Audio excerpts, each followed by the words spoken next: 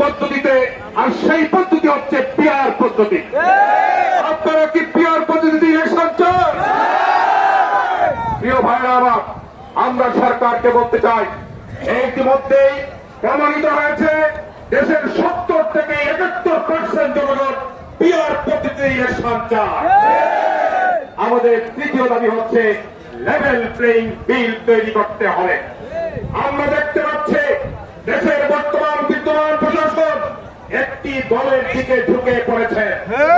আপনাদের নিরপেক্ষতা নিয়ে ইতিমধ্যেই প্রশ্ন সৃষ্টি হয়েছে।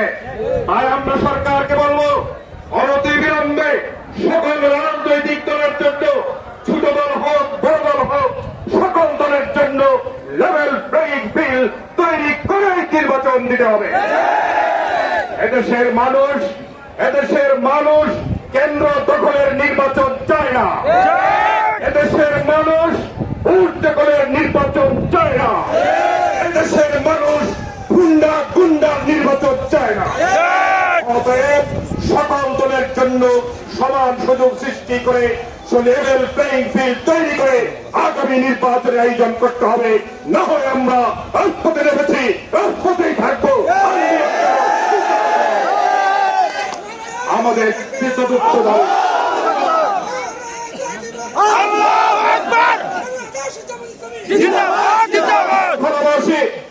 আমাদের চতুর্থ দাবি হচ্ছে বিগত 17 বছরে যারা দেশকে